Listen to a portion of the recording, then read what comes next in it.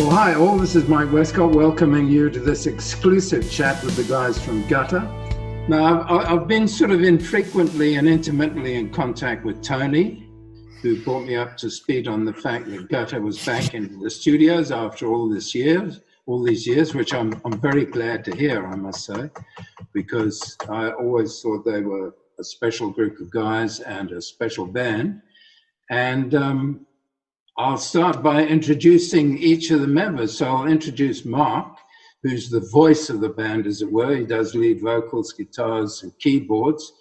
And he's been a constant in the band since it started, even as a schoolboy back in Hamilton days in the early 70s. And he's still with the band today, which is great. Mark, over to you. Yeah, well, Tony and I were in the original lineup, actually, which was a very long time ago. And Tony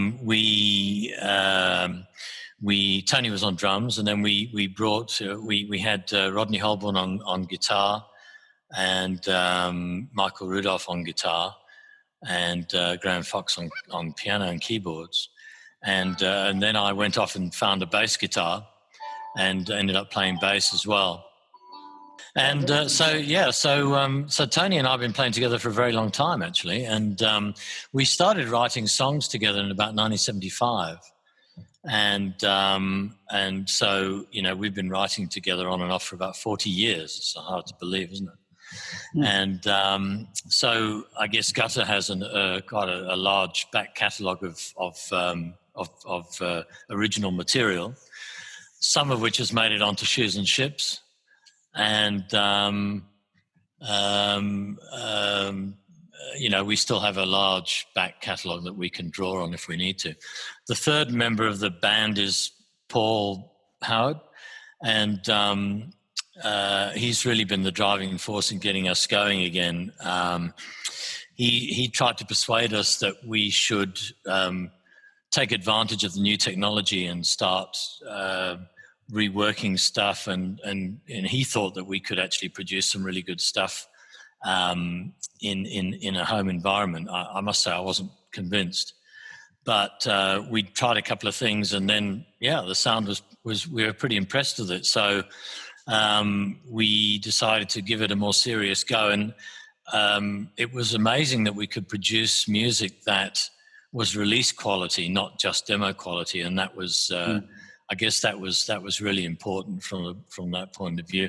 We also had a couple of other people on the album. Michelle Hill did vocals on The Maze. Rodney Holborn, the original guitarist back from the 70s, did some of the lead work, and my brother Paul from the UK with some piano work. So it's been a fairly sort of broad international collaborative effort. Oh, and don't forget about Paul Ward. He's the mastering engineer who did all the final mastering on this project, and it was a really important part of the process. So what happened between the release of Cabbages and Kings and now, Tony? Well, as you know, we didn't really realize our dreams of becoming a world-famous rock band, sadly. But the music did carry on.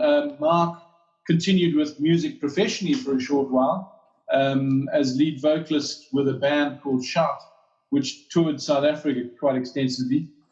But as a whole, we kind of moved on and focused on other things like careers and families. But music wasn't really left completely behind. Mark linked up with Rod Holborn again when he moved to Perth in a band called the Kalahari Busmen.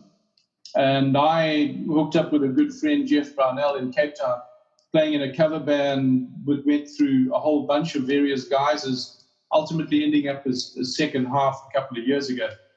But more importantly, I think Mark and I continued writing songs over the entire period, whenever we got together. And we put down a whole set of rough demos at one stage, which we optimistically called our unpublished works, and some of which are now being realized properly. Mm-hmm. Mark mentioned earlier that you were the cause of the resurgence of Gutter, Paul.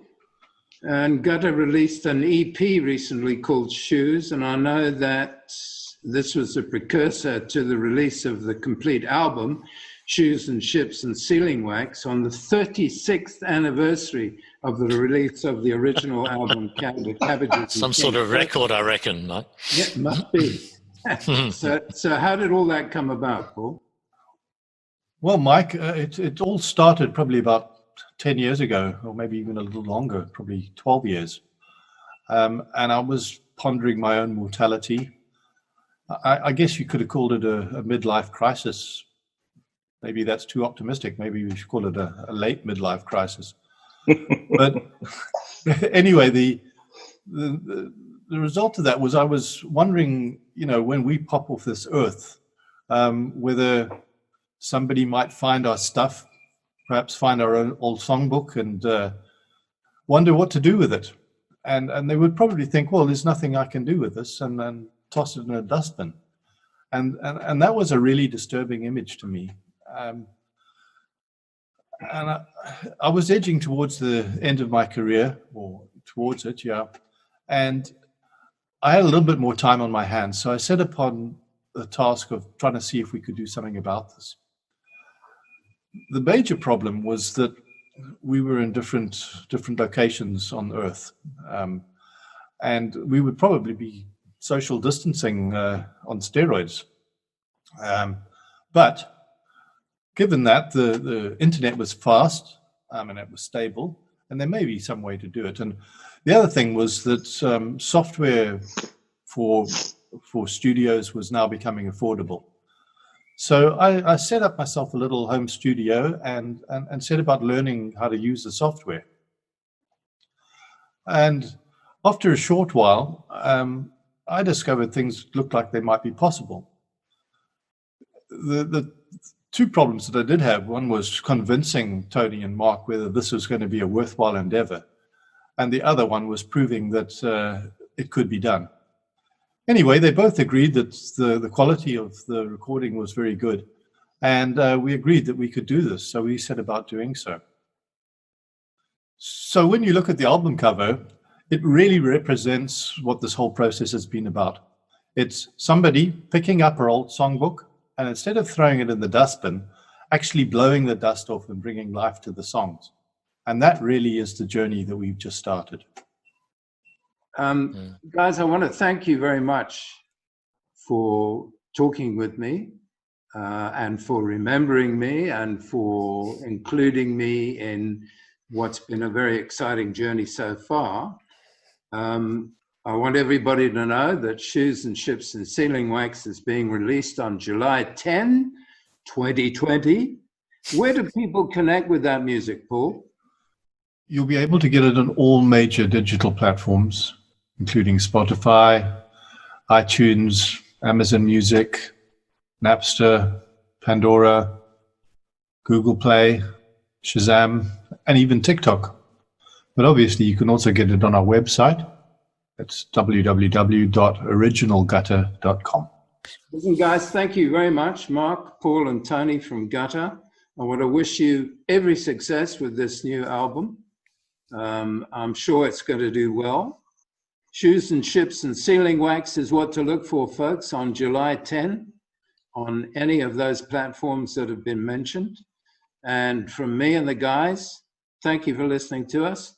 And as they say on all the best pop programs these days, that's a wrap.